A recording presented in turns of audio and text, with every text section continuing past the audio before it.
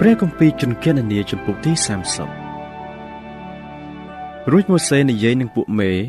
លើពូជអម្បូរកូនចៅអ៊ីស្រាអែលទាំងប៉ុន្មានថានេះជាសេចក្តីដែលព្រះយេហូវ៉ាបានបង្គាប់មកគឺបើបុរសណាបន់ដល់ព្រះយេហូវ៉ាឬនឹងស្បត់ភ្ជាប់ខ្លួនដោយសម្បត្តិណាមួយអ្នកនោះមិនត្រូវក្បត់ពាក្យខ្លួនឡើយគឺត្រូវតែធ្វើតាមសម្ដីរបស់ខ្លួនគ្រប់ចម្ពោះឯស្ត្រីវិញបើកាលណាបន់ដល់ព្រះយេហូវ៉ាទាំងភ្ជាប់ខ្លួនដោយសារបំណន់នោះកំពុងតែនៅក្មេងនៅក្នុងបន្ទុករបស់ឪពុកនៅឡើយហើយឪពុកបានលឺបំណន់នោះនឹងសេចក្តីដែលកូនបានបន់ភ្ជាប់ខ្លួនដែរតែឥតមានថាអ្វីឲ្យទេ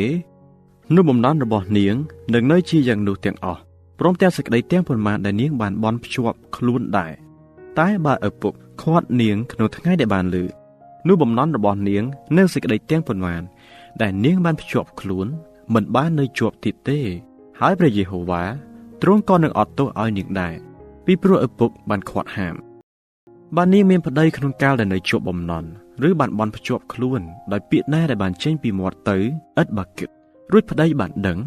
ហើយឥតមានថាអ្វីឲ្យនោះបំណន់របស់នាងនឹងនៅជាប់ជាយ៉ាងនោះព្រមទាំងសេចក្តីណាដែលនាងបានបន់ភ្ជាប់ខ្លួនដែរតែបើប្តីបានខាត់នាងក្នុងថ្ងៃដែលបានដឹងនោះគាត់បានផ្ដាច់បំណន់នាងហើយព្រមទាំងសេចក្តីដែលចេញពីមាត់នាងដោយឥតបើគិតនោះផងហើយព្រះយេហូវ៉ាទ្រង់នឹងអត់ទោសឲ្យនាងតែឯសេចក្តីណាដែលស្ត្រីមេម៉ាយឬស្ត្រីប្តីលែងបានបន់ភ្ជាប់ខ្លួននោះនឹងត្រូវនៅជាប់ជាដរាបបើនាងនោះបានបន់បំណន់ឬភ្ជាប់ខ្លួនដោយសារសម្បត្តិណាមួយក្នុងកាលដែលនៅក្នុងបន្ទុកប្តីនៅឡើយហើយប្តីបានដឹងតែមិនបានថាអ្វីឲ្យទេក៏មិនបានខាត់ផងនោះអស់ទាំងបំណន់របស់នាងនឹងត្រូវនៅជាប់ជាយ៉ាងនោះព្រមទាំងសេចក្តីណាដែលបានបន់ភ្ជាប់ខ្លួនដែរតែបើប្តីនាងបានផ្ដាច់បំណន់នោះចេញក្នុងថ្ងៃដែលគាត់បានដឹងនោះសេចក្តីអ្វីដែលបានចេញពីមាត់នាង